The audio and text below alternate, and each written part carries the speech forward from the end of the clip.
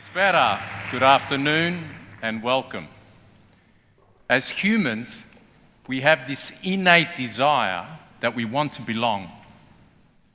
We want to be involved in decisions that directly impact us, like our learning.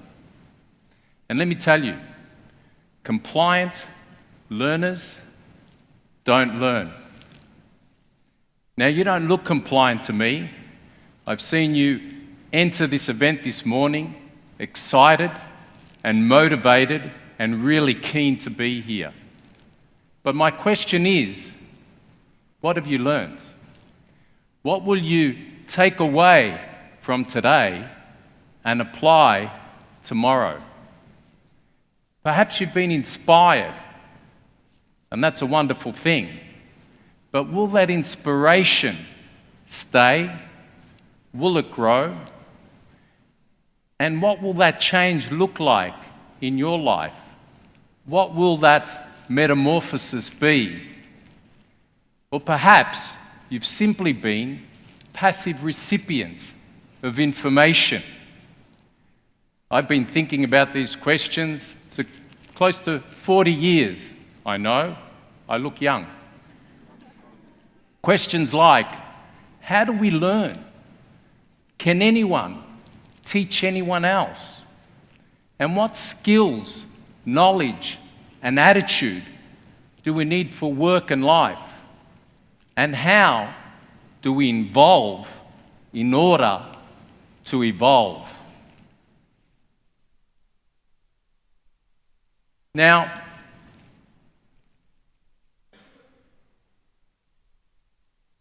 I'd like to ask you a question. How many of you have siblings, brothers or sisters? Raise your hand. Terrific.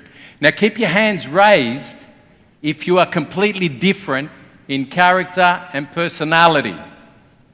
That's almost all of you. I find that fascinating, that difference. I have two children. They're here today. One is a volunteer, TEDx volunteer in the Experience workshop with a recently broken arm. He wouldn't miss it for the world. The other child is somewhere in the audience and she's thinking, come on, Dad, get a move on so we can head home. And thank God they've only given him 18 minutes. Completely different.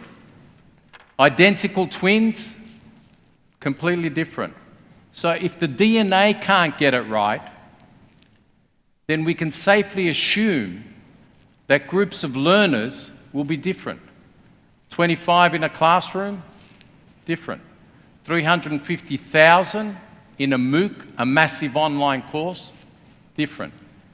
900 TEDx participants, all different.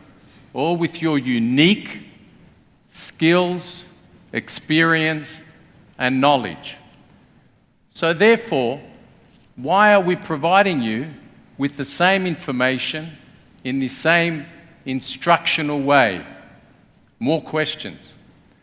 So I want you to indulge me and think about learning. Think about your learning. At some point, now we can get here. At some point, this was all of us. And the amazing thing is that the chances of us being born is 1 in 400 trillion. Did you know that? Anyone know that? That was a TED talk. That's amazing.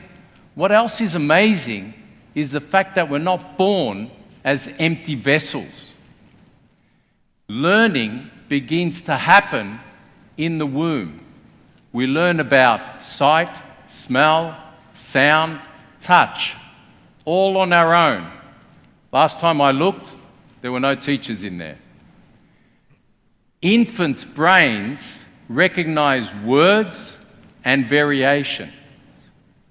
Learning happens before we're even born. And yet, what we do is we then put our children in these places called schools, and we teach them. Effectively, stripping them of that innate ability that they were born with to learn. Anyone seen or watched the TED Talk by the late Sir Ken Robinson on how schools kill creativity? Anyone watch that? A few of you. Fantastic talk by the late Sir Ken, who talked about schools killing creativity and effectively killing that innate ability that we're born with to learn. Carl Rogers, an eminent thinker in psychology, talked about anything that can be taught to another is relatively irrelevant, with little impact on behaviour. He went so far as to talk about learning being facilitated or occurring when the learner participates completely in the learning journey and has control over its direction and intent. In more simple terms, good old Benjamin Franklin said, "Tell me and I'll forget. Teach me and I may remember. Involve me and I learn." Now, the world has a number of wicked problems, and you will need to solve these problems. And you will need certain skills in order to solve these problems. And educationalists, for the last few years, have identified them. And governments now are spending millions in trying to embed them in schools, universities, and workplaces. Skills like critical thinking, empathy, collaboration, agility, creative thinking, and my favourite, grit. Tolmi tharos.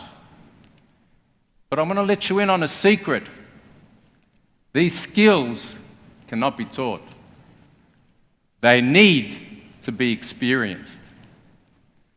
Let's take our wonderful TEDx volunteers. They put on a fantastic event here. It didn't just happen. They've come together weeks prior to collaborate, to work together, to problem solve, to use their creative thinking. And today, they put on this magnificent event using their agility and grit. They weren't put in classrooms to be taught these skills. They experienced them. As a designer of learning, I've been able to work across multiple disciplines at various universities, from engineering to medicine, from architecture to education. One thing that is obvious and there's a movement towards is cooperative design or co-design. What that does is it nurtures that human element of wanting to belong. It picks up on what we term emotional investment. Now, companies have been doing this for years. You see, from the mid-20th century, they realized very quickly that they couldn't assume that they knew more than their consumers. Companies like Disney, Apple, and more recently Uber design with their customers. And what ultimately that provides them is emotional investment in their products. The attractive element of co-design is that we design with people, not for people. It's about the process and not the outcome. So how do we co-design? Well, I'm going to provide you with a simple image and process that you can take away and apply to literally any environment. Now, please get your artificial intelligence out of your pockets or your hands and do me the honors of taking a shot, because we'll need that in a moment. There you go, pull them out. The artificial intelligence, what you call smartphones, fantastic, love it. What initially we need to do is we need to know who our stakeholders are. Who are we designing with, not for? These could be learners, could be participants, could be a range of individuals. Then we need to be concerned about what problems we need to identify. Problem identification is critical. We then look at potential solutions to the problems we've identified.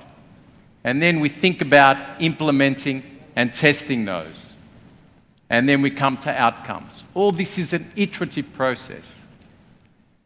Now, as I said to you, you can apply this to any situation. So what I wanted to do is take our process that you've now captured, and I want us to continue our co-design journey and head to the Himalayas. A little bit cold there. Hope you've rugged up.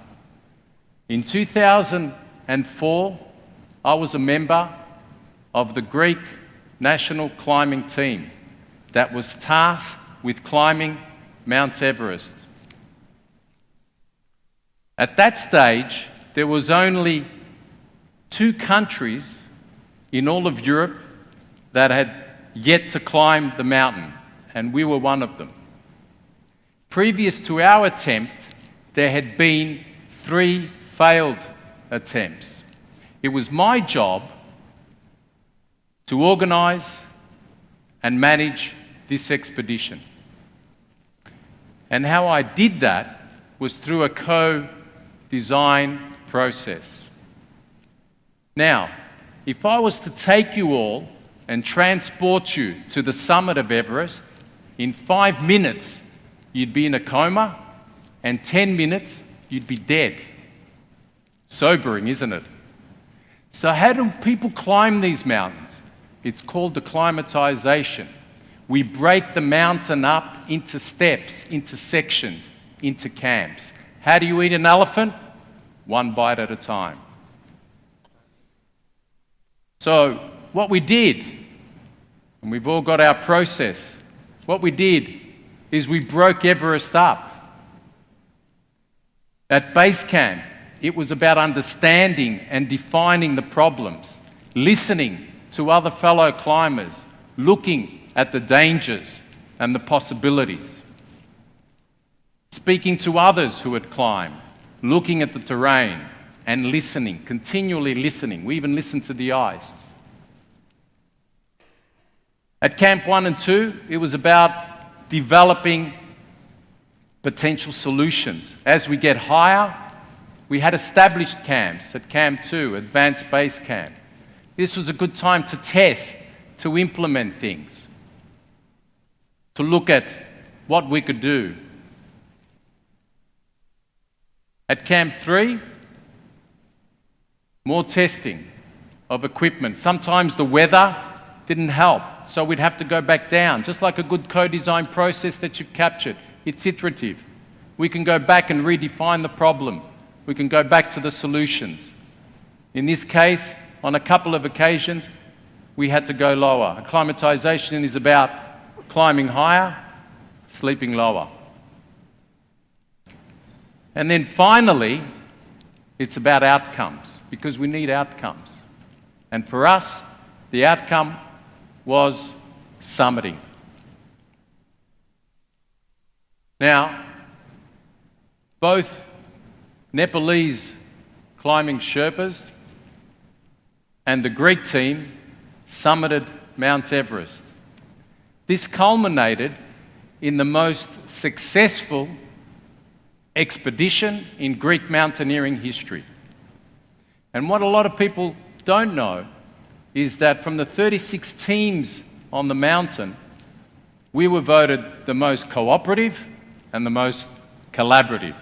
It was basically we bribed the other teams with all the kurabiedes and the tsipuro that we had.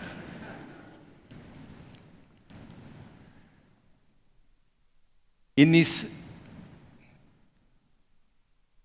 ever-changing world, you will be tasked to meet wicked problems. Problems both on a personal level, on a local level, and possibly on a global scale. Your own Everest.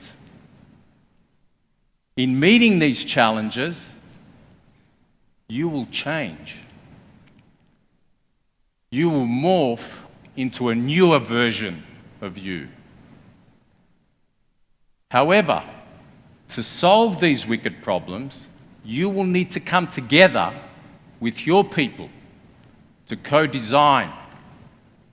Remember, none of you are empty vessels.